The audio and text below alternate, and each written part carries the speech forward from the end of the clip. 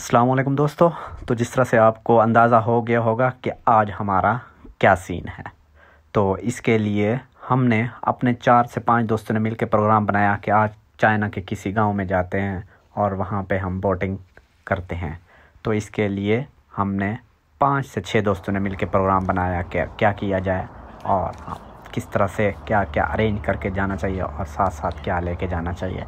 तो जिसमें हमारे साथ एक बंगाली और एक नेपाली दोस्त ने भी हिस्सा लिया, जिसमें हम लोग 6 लोग थे। और एक हमने डिसाइड किया एक गांव में जाने का।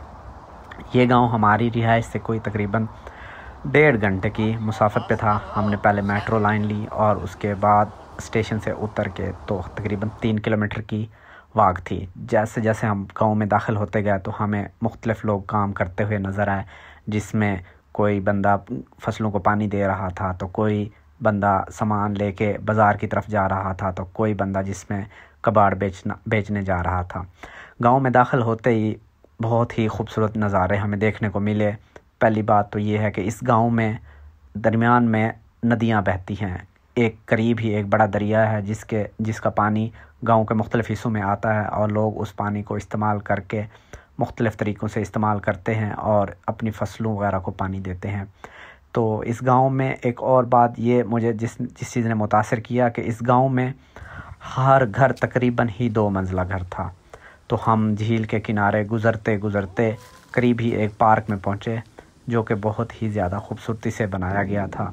और क्योंकि हम लोग सुबह का टाइम था, तो तकरीबन गांव के सारे लोग ही काम करने जा चुके थे और पूरे गांव में हमें चंद ही अफराद नज़र आए, जो कि या तो उम्र जिनकी ज़्यादा थी और वो अपने गांव में ही रुके हुए थे, या फिर ऐसे लोग कि जिनका अपना ही बिज़नेस था।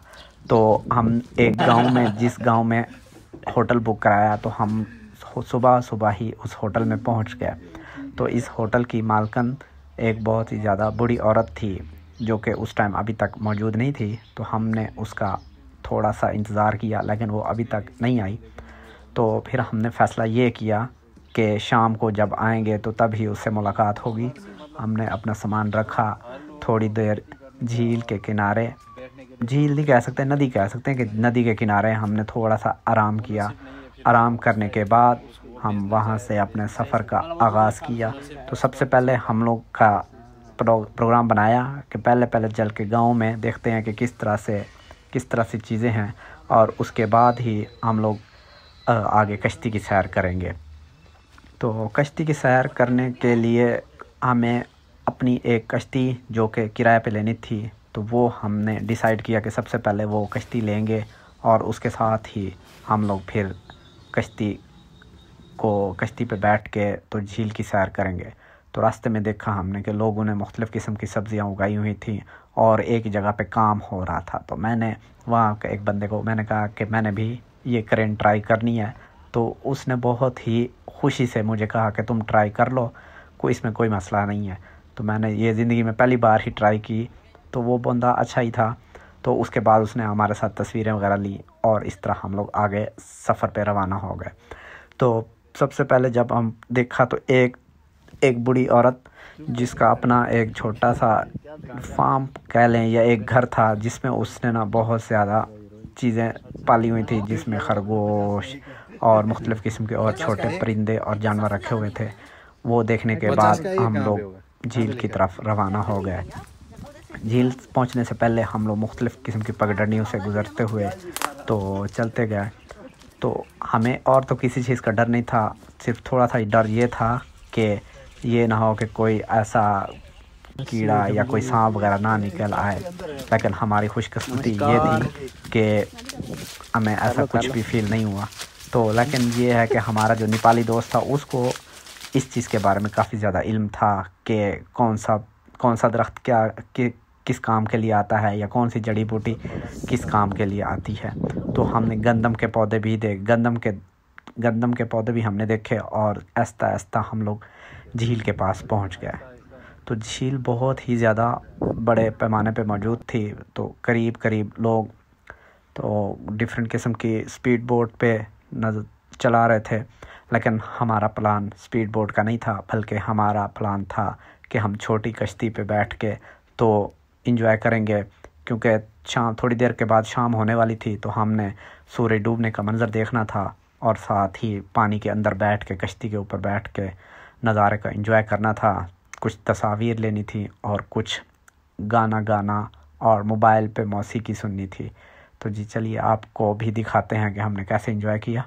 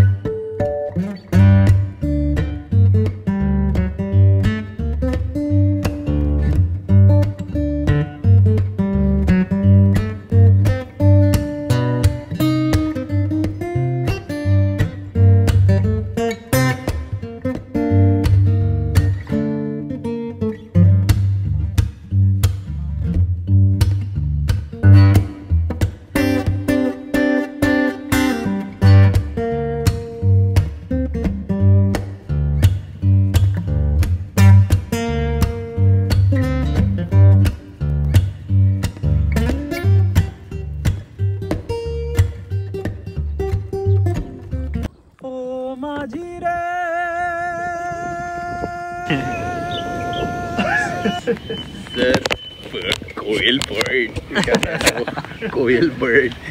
ये वो क्या कहते हैं, चिड़िया, मुर्गी क्या जाने अंडे का क्या होगा, वो क्या पहला किस तरह है? आता है क्या जान, ये मुर्गी गिर गया तो क्या हो जाएगा, ऐसा करके बोलता है। सेम मुर्गी क्या जाने अंडे का क्या होगा। Please man, I come to Ali's man. अरे भैया Ali's man. ओके दूसरा तुम पचकदम पचकदम गाकदम पचकदम।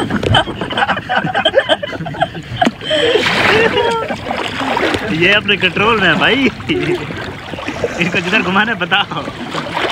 किधर घुमाना है घुमा लो, ज़्यादा मत करो, ज़्यादा ना हला है, ज़्यादा नहीं हिलाओ। मोबाइल कैसे मछली पकड़ लिया थे? हाँ मुंह में है, मुंह में है उसके। मैं तो ले रहा था ना। क्या पकड़ लिया उसने मुंह में है उसके। बड़ा है देखो, फिर वहाँ पे जाते उड़ जाएगा उठ जाएगा। दीपी, इसको मोबाइल को जेब में डालो यार, उसमें गर्दन में डाल दो। चीज में मरा हुआ मछली बहुत मिलता है। ये लोग नहीं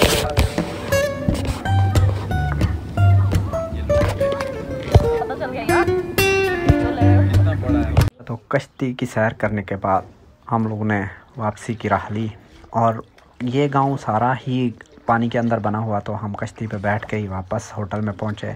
होटल जो कि बहुत ही ज़्यादा खूबसूरत था और बहुत ज़्यादा ग्रीनरी थी। तो इसमें इस होटल में जो मुझे इस गांव में मैंने चीज़ एक नोट की, वो ये कि हर घर के ना बाहर, जो हमारे घरों में पुराने ज़माने में ना जिस पे आटा चक्की, जो मतलब हाथ के साथ जिस पे आटा बनाते थे, तो वो हर घर जितना भी, चाहे जितना भी प्यारा घर हो या जितना बड़ा भी घर हो, तो हर घर की बेस में वो चीज़ बनाई हुई थी। तो पता करने पे पता चला कि इस गांव के लोग, क्योंकि इनकी बुनियाद वो इसी चक्की से देख के ही तो वो अपना गुज़र बसर करते थे। तो उनकी याद में इन्होंने ये हर घर के बाहर बनाया हुआ है, हर घर की बुनियाद में रखा हुआ है। तो हमारा रूम भी काफ़ी अच्छा था और बहुत ही सुकून वाली जगह थी। हमने आराम किया और इतनी देर में उस घर की मालकिन बुढ़िया वो भी आ गई। तो उसने हमारे लिए खाने का इंतज़ाम किया, खाने में जिसमें हम लोगों ने उसके साथ हेल्प की। और आज का खाना कुछ स्पेशल था। स्पेशल इस तरह इसलिए था क्योंकि हम आज खाने वाले थे ऑर्गेनिक फूड में ये होता है कि आप इसमें कोई भी गोश्त शामिल नहीं होता, सारी ही सब्जियां होती हैं। सब्ज़ी में उसने हमें शिमला मिर्च, गोभी और कई इकसाम की चाइनीज़ डिशेस हमें दी जो कि बहुत ही ज़्यादा लजीज थी।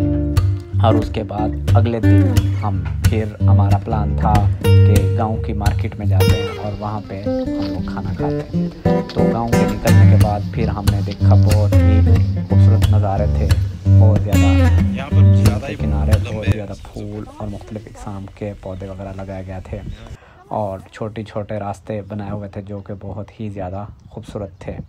तो आप वीडियो में भी देख सकते हैं कि ये बहुत ज़्यादा प्यारे ट्रैक बनाए हुए हैं।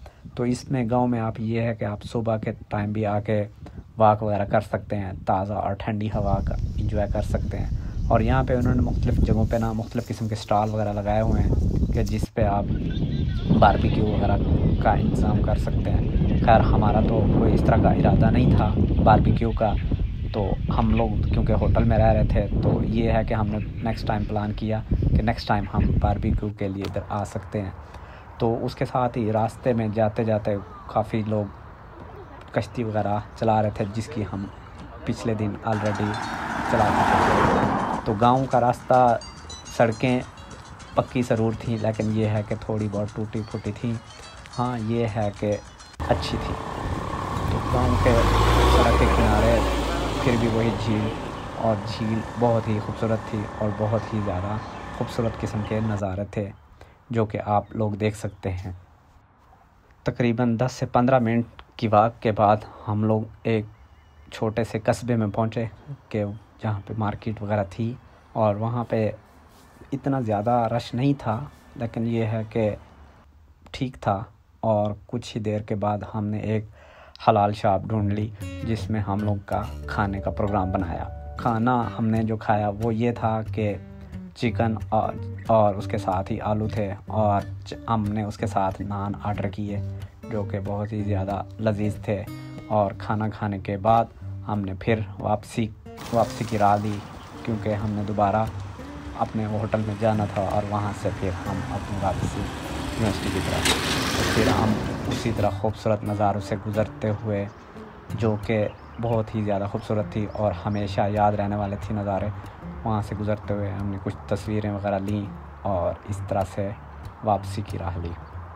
तो एक जगह पे मुझे बहुत ज़्यादा खूबसूरत दरख्त नज़र आए तो मैंने थोड़ा स्टाइल बनाने की कोशिश की।